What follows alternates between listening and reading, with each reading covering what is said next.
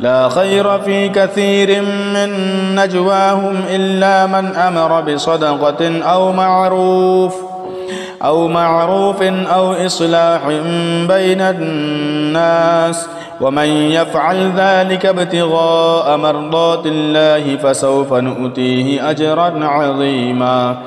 ومن يشاقق الرسول من بعد ما تبين له الهدى ويتبع غير سبيل المؤمنين نوله ما تولى ونصله جهنم وساءت مصيرا. إن الله لا يغفر أن يشرك به ويغفر ما دون ذلك لمن يشاء، ومن يشرك بالله فقد ضل ضلالا بعيدا. إن يدعون من دونه إلا إناثا وإن يدعون إلا شيطانا مريدا لعنه الله، وقال لأتخذن من عبادك نصيبا مفروضا، ولأضلنهم ولأمنينهم ولآمرنهم فليبتكن آذان الأنعام ولآمرنهم فليغيرن خلق الله، ومن يتخذ الشيطان وليا من دون الله فقد خسر خسرانا مبينا.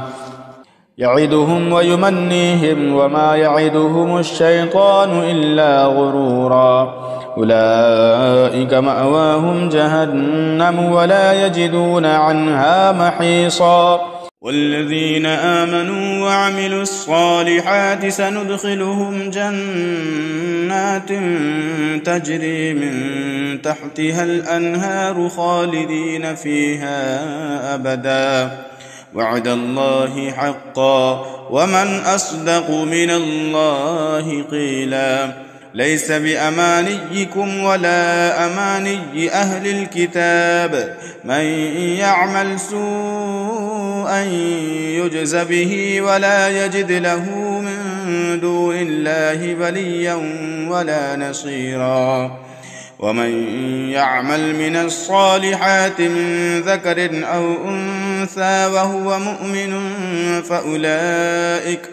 فأولئك يدخلون الجنة ولا يظلمون نقيرا. ومن أحسن دينا ممن أسلم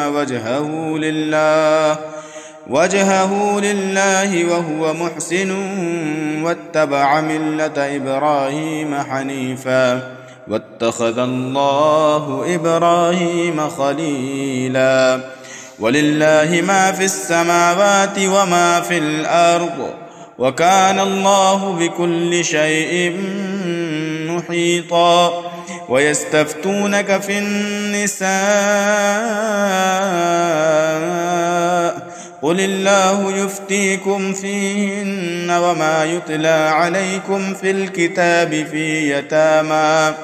في يتامى النساء اللاتي لا تؤتونهن ما كتب لهن وترغبون أن تنكحوهن والمستضعفين من البلدان وأن تقوموا لليتامى بالقسط وما تفعلوا من خير فإن الله كان به عليما. وإن امرأة خافت من بعلها نشوزا أو إعراضا فلا جناح عليهما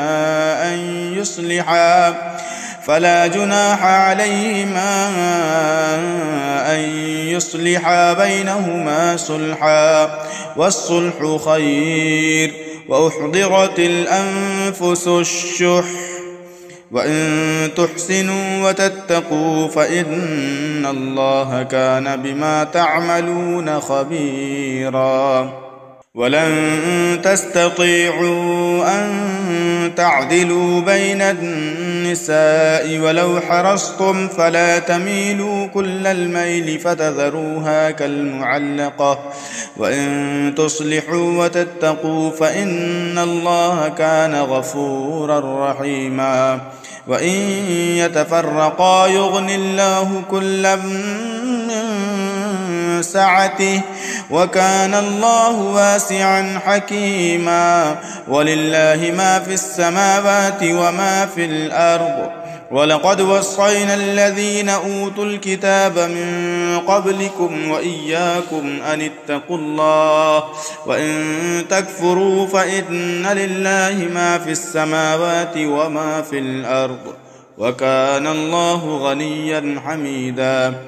ولله ما في السماوات وما في الأرض وكفى بالله وكيلا إن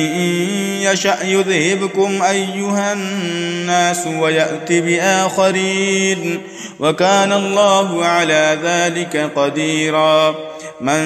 كان يريد ثواب الدنيا فعند الله ثواب الدنيا والآخرة وكان الله سميعا بصيرا يا أيها الذين آمنوا كونوا قوامين بالقسط شهداء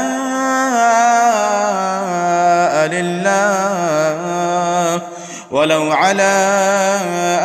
أنفسكم أو الوالدين والأقربين إن يكن غنيا أو فقيرا فالله أولى بهما فلا تتبعوا الهوى أن تعدلوا وإن تلووا أو تعرضوا فإن الله كان بما تعملون خبيرا يا أيها الذين آمنوا بالله ورسوله والكتاب الذي نزل على رسوله والكتاب الذي أنزل من قبل ومن يكفر بالله وملائكته وكتبه ورسله واليوم الآخر فقد ضل ضلالا بعيدا إن الذين آمنوا ثم كفروا ثم آمنوا ثم